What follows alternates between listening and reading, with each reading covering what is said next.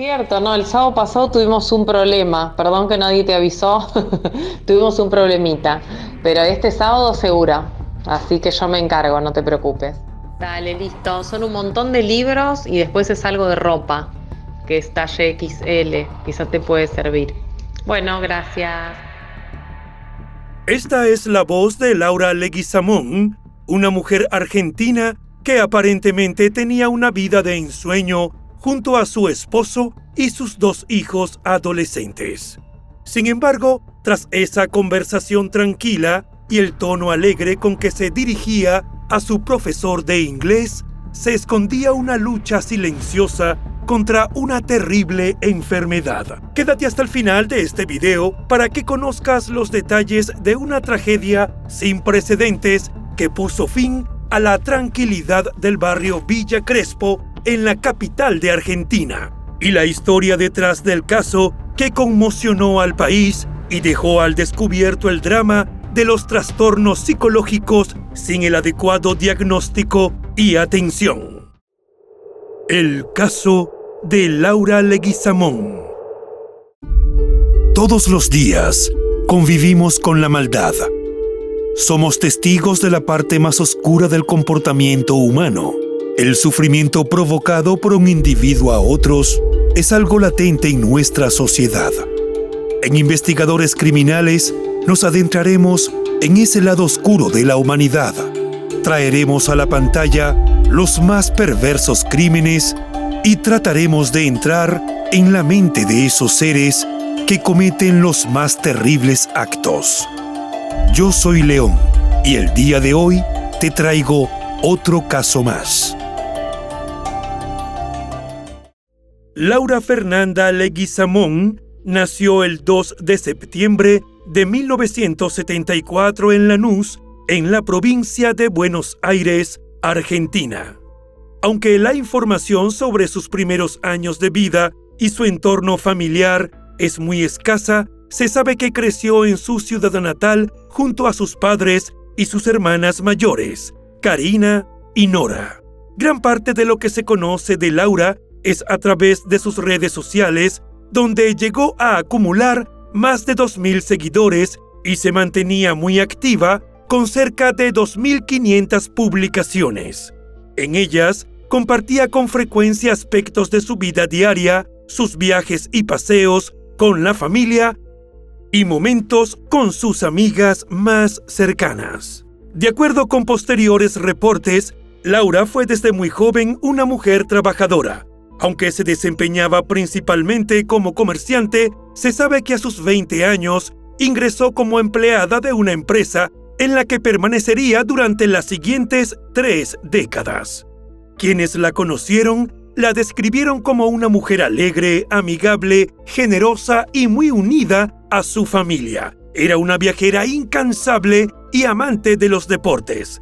Entre las cosas que más disfrutaba estaban las caminatas, jugar tenis y andar en bicicleta con sus amigas, actividades que dejaba registro en sus publicaciones en las redes.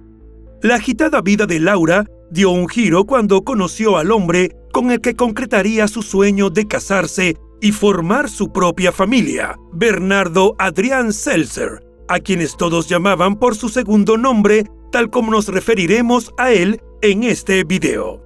Nacido el 6 de enero de 1972 en el partido bonaerense de Adolfo Alsina, Adrián era oriundo de Rivera. Tras obtener una licenciatura en Administración Agraria, consolidó su carrera como parte de una compañía especializada en la comercialización de granos, a la que se unió en 2001, según eso dice su perfil profesional. Su destacado desempeño como analista y corredor lo convirtió en una figura clave en el asesoramiento de operaciones del sector agrario. Posteriormente, también incursionó en el campo inmobiliario con inversiones en Paraguay, lo que demostraba su visión para los negocios. Incluso había abierto con unos amigos una tienda de vinos y solía compartir en sus redes imágenes en los que se le veía en reuniones sociales y degustaciones, ya que la cata de vino era una de sus grandes pasiones. Sus allegados lo definían como un hombre analítico, inteligente y un gran conversador. Como experto en el mercado de granos, Adrián solía escribir artículos para medios periodísticos y ofrecía entrevistas a televisoras locales. Cuando él y Laura se conocieron, a nadie de su entorno le extrañó que congeniara de inmediato con aquella joven hermosa y emprendedora con la que compartía valores, principios, gustos y sueños futuros. Fue así como, después de un intenso noviazgo, la pareja contrajo matrimonio en 2007. Más tarde, se establecieron en un bonito apartamento.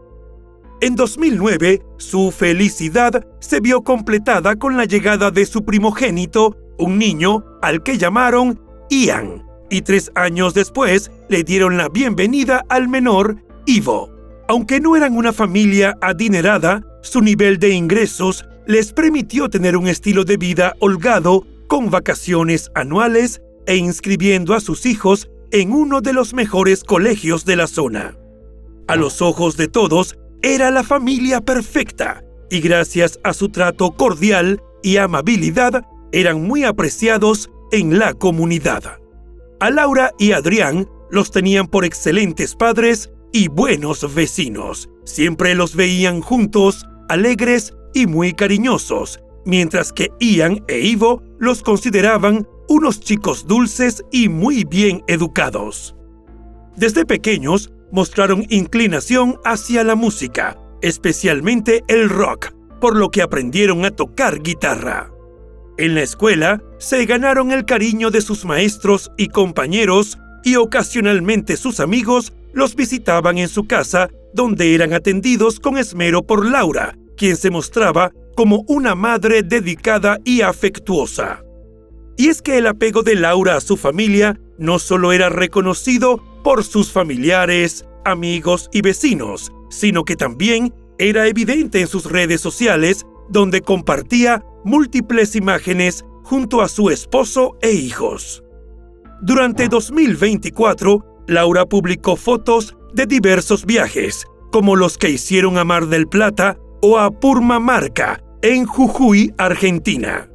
Mientras que en septiembre fue con sus amigas para celebrar sus 50 años y en octubre la familia completa viajó a Bávaro, República Dominicana, como regalo de cumpleaños de su esposo. En cada mensaje que acompañaba las imágenes, la mujer mostraba una narrativa que iba de lo introspectivo a lo cotidiano de una familia con hijos.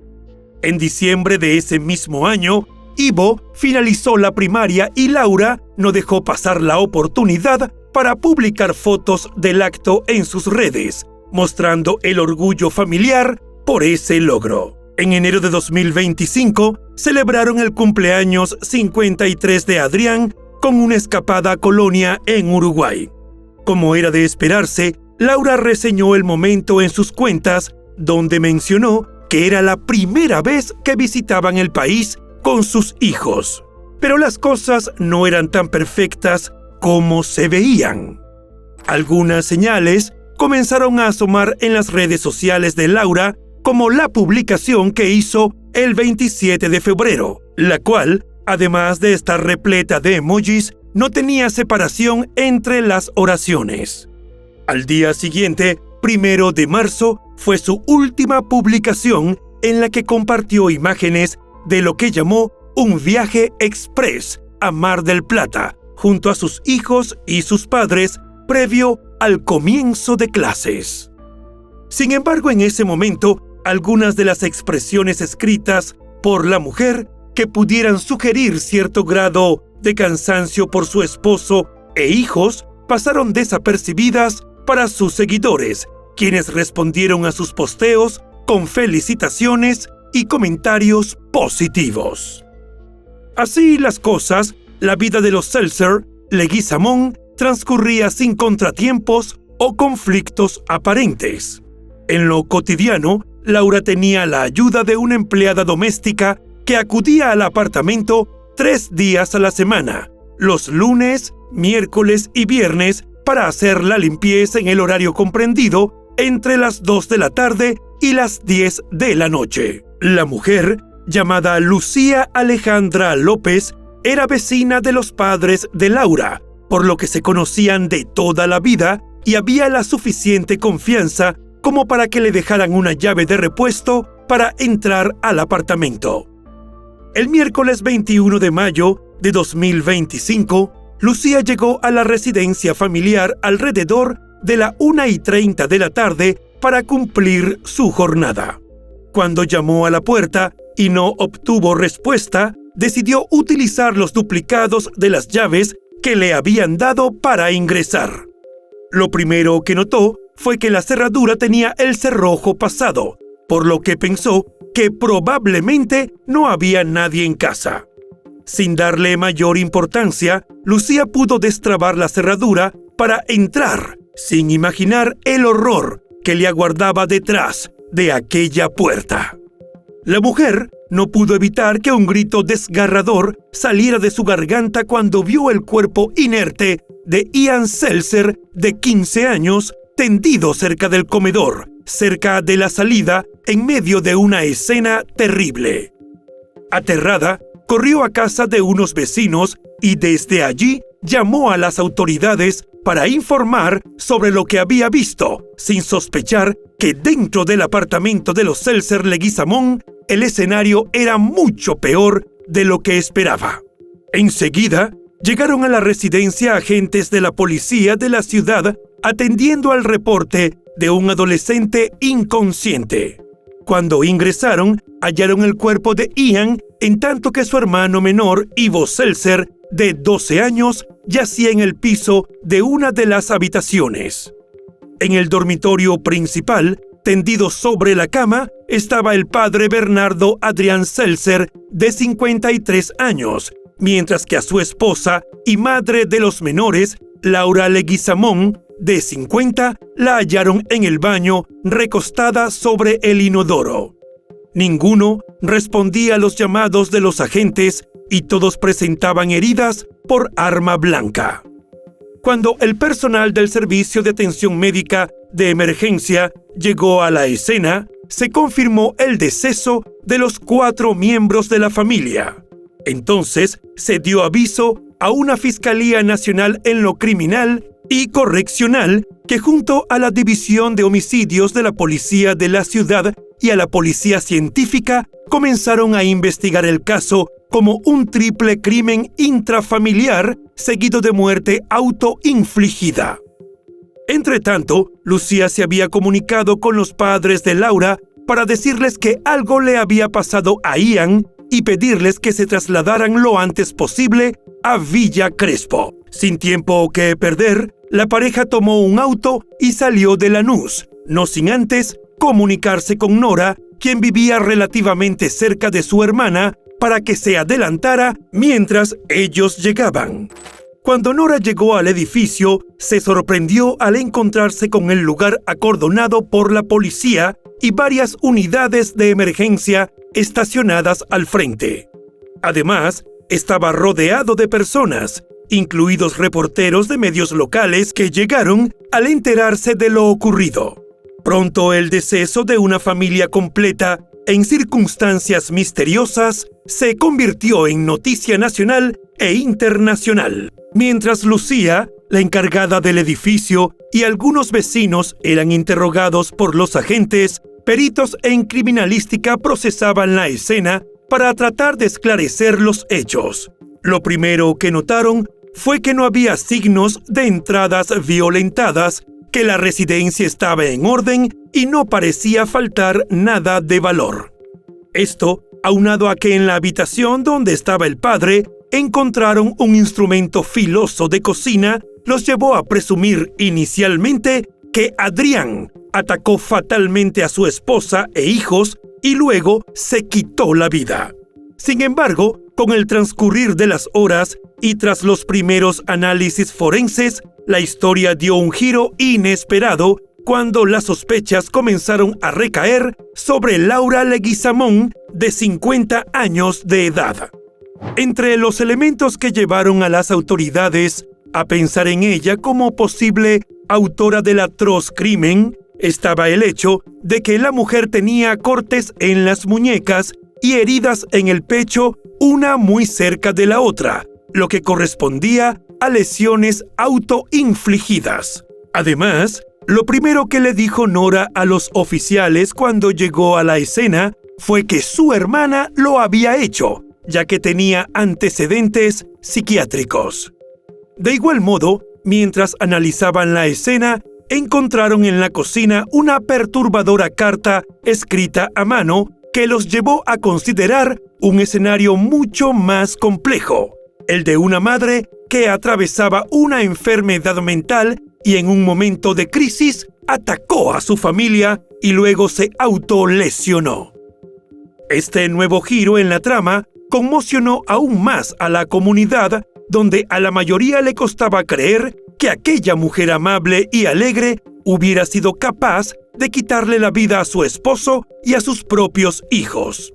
La historia desencadenó el frenesí mediático y se hizo viral en las redes sociales.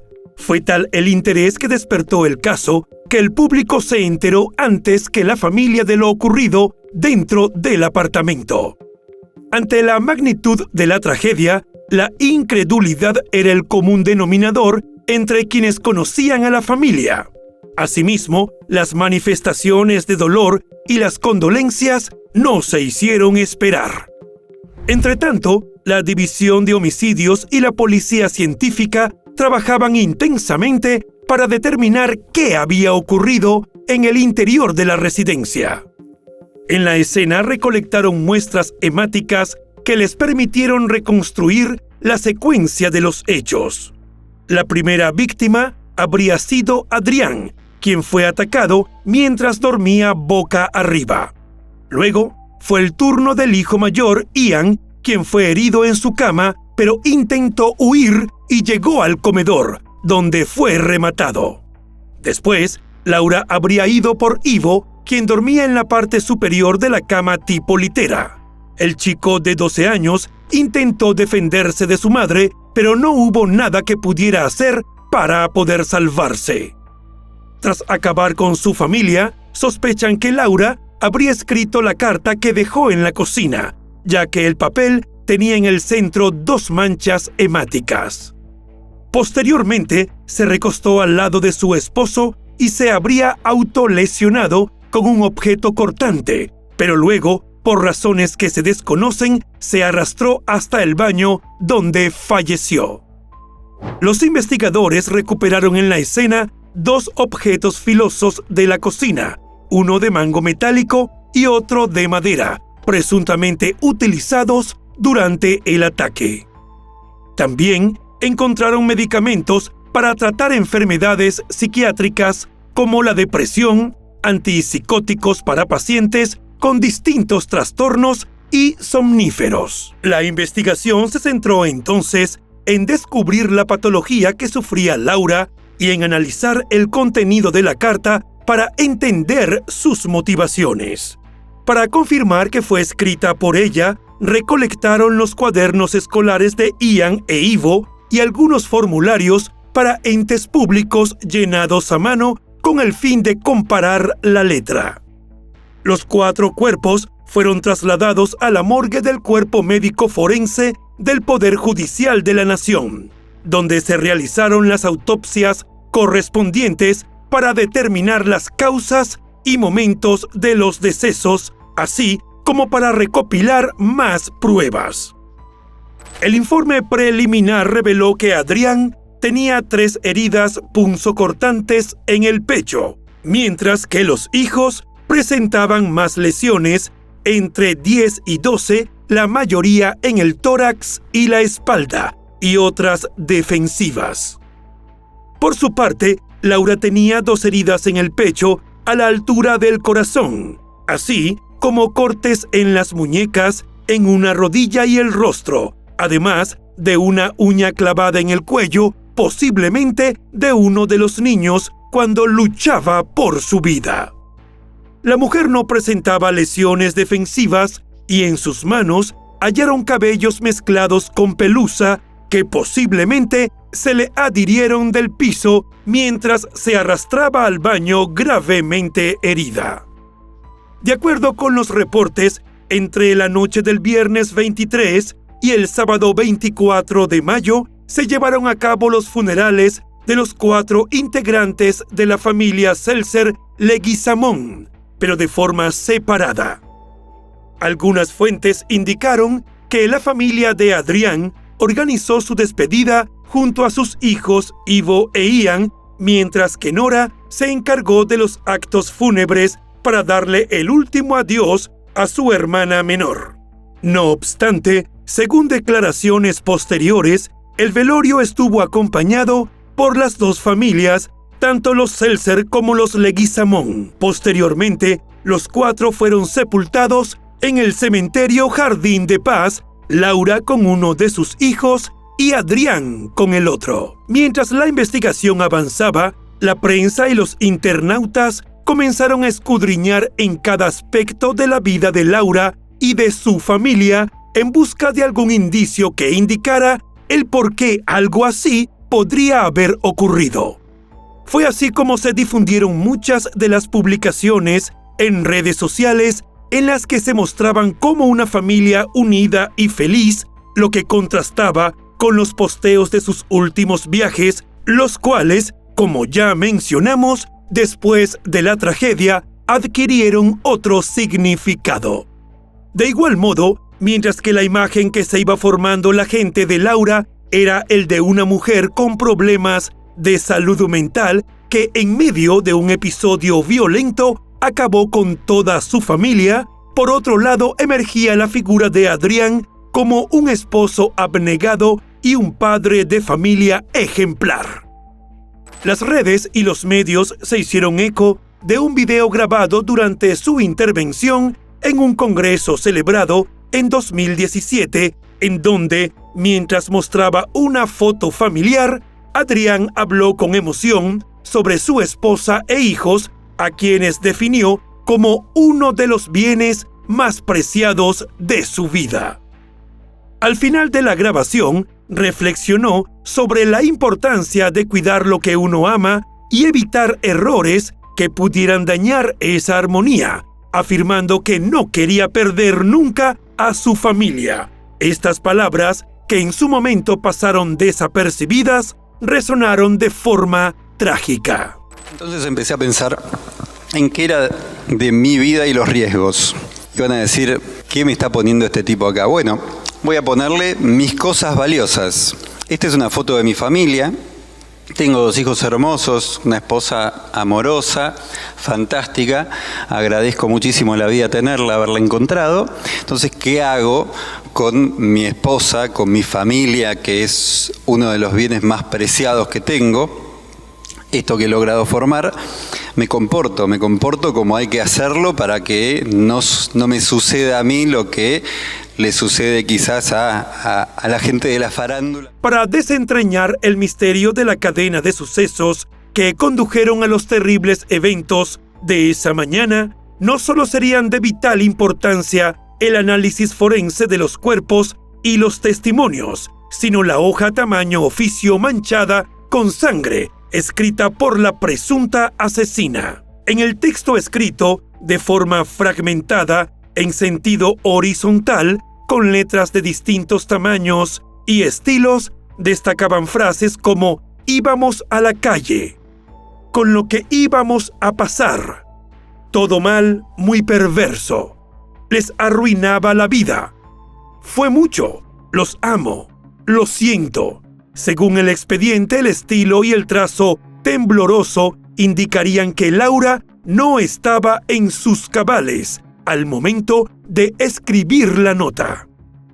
Esto concordaba con la declaración inicial de Nora, quien de inmediato afirmó que había sido su hermana. En una sorpresiva declaración a una televisora nacional, habló de los antecedentes médicos de su hermana, afirmando que año y medio atrás sufrió su primer episodio psiquiátrico agudo, que la familia atribuyó a un pico de estrés. En ese momento, notaron que Laura estaba angustiada y hacía comentarios extraños cada vez que hablaban con ella. Decía que tenía miedo porque tenía problemas en el trabajo y estaba segura de que la iban a echar. Pero Adrián llamó al jefe de la empresa donde su esposa había trabajado durante los últimos 30 años y éste le dijo que no había ningún problema con ello. Laura recibió atención especializada y tras comenzar a recibir el tratamiento pareció volver a la normalidad. Sin embargo, Nora contó que los síntomas volvieron a aparecer en abril de 2025, cuando su hermana nuevamente comenzó a desvariar y a decir cosas sin sentido.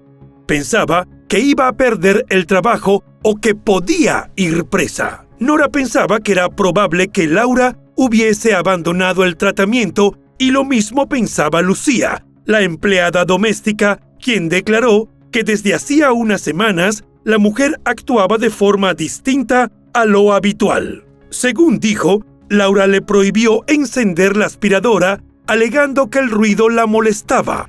Además, mucho antes de que completara su jornada de trabajo, le decía que ya no la necesitaba más y le pedía que se retirara de la casa. Algunas fuentes que citan a allegados a la familia afirman que el estado de ánimo de Laura había decaído a tal punto que permanecía la mayor parte del día en la cama y que solo se levantaba para compartir momentos con sus hijos.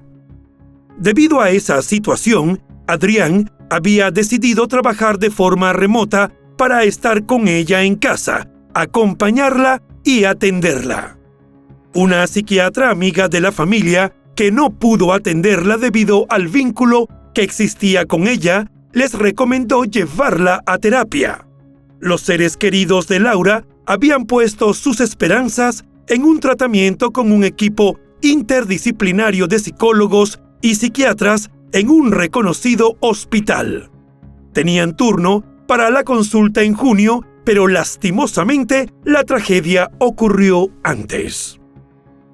Poco más de una semana después del crimen que conmocionó al país, las autoridades argentinas confirmaron lo que ya todos sabían. Todos los indicios y pruebas preliminares apuntaban a la responsabilidad de Laura Leguizamón, de 50 años, quien le quitó la vida a su esposo Adrián Seltzer y a sus hijos Ian e Ivo, de 15 y 12 años, respectivamente. La reconstrucción de los hechos reveló que el primero en ser atacado fue Adrián, quien tenía 2 heridas punzocortantes en la parte superior derecha del tórax y otra del lado izquierdo. Como no hubo signos de defensa, se estableció que estaba dormido cuando fue asesinado. Adrián tenía los pies limpios y su calzado también, lo que quería decir que nunca se movió de la cama, pero no se precisó si era cierta la versión de que era posible que estuviera bajo los efectos de algún sedante. El peritaje también determinó que los 3 asesinatos se dieron uno tras otro, sin dejar pasar mucho tiempo. La segunda víctima fue el hijo mayor, Ian, quien fue herido en la habitación, y como ya se mencionó, intentó escapar, pero fue alcanzado y rematado por su madre. Tenía heridas punzocortantes en la espalda, el pecho y cortes defensivos en manos y muñecas. Ivo, de 12 años, recibió al menos 5 heridas punzocortantes en la espalda, una en la nuca y otra en la cara. A diferencia de su padre, se despertó e intentó defenderse. Por eso presentó lesiones en los antebrazos y en las manos.